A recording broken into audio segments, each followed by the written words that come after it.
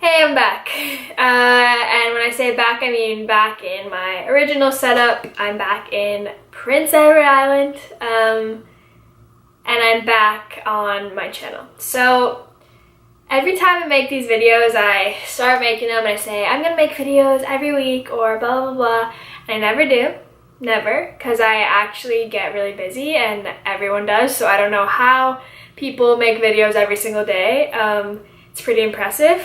Anyway, I am actually wanting to do YouTube like as a thing because I moved back to PEI and I can really do anything right now, which is like really exciting, but it's also kind of overwhelming because I'm not used to this. Like, I don't currently work anywhere, which is gonna change. I'm gonna have to get a job somewhere soon, but I just have like the freedom to do whatever I want right now, every day, which not a lot of people have the opportunity to do. So I figured I might as well make the most of it, make some YouTube videos while I'm at it, and that has brought us to where we are right now, sitting here.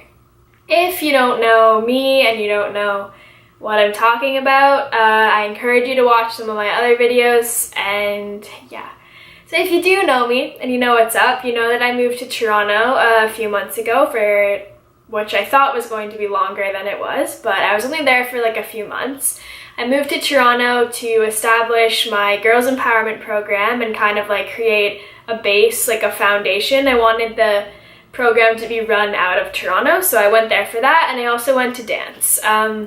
So that's what I did. I moved to Toronto and it was so much fun. I learned an incredible amount from living on my own and everything that I experienced. I want to make a video. I'm going to make a video about living on your own and the realities of it. So that's a video that's coming. But yeah, I learned so much from being in Toronto. And I was meeting so many amazing friends and people and mentors, and just like, it was so good. So you're probably wondering like why I'm not still there, or why did I move back? The reason I moved back was because about 3 weeks ago now, I guess, I started to get pretty sick. So it started off with just like a flu kind of thing, like nausea, vomiting, diarrhea, which is gross, and I always leave that out, but like I had it. What else? It just started with like those things, and I had a cold too. So I was like, oh, whatever, this will pass. I kept going to work and like it was fine. I started developing this like really blurred vision, which was kind of freaky. I was losing energy. I would be walking through the city and feel like I could just like collapse at any moment. My legs were like giving out on me.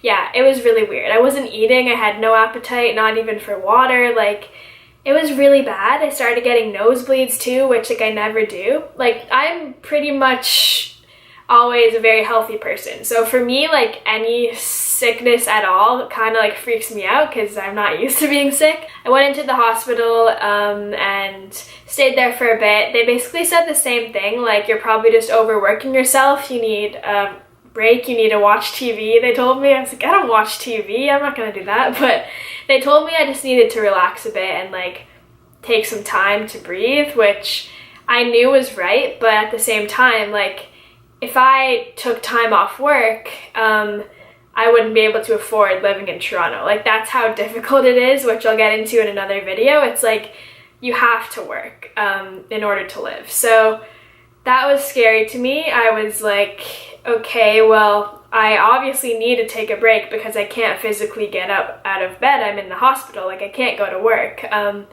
I hadn't been able to work for like almost 2 weeks now at this point because of how I was feeling. So I actually had to tell both of my managers that I wasn't feeling well enough to go into work and I was going to have to leave. So I quit, I guess, both of my jobs very quickly, which was also overwhelming.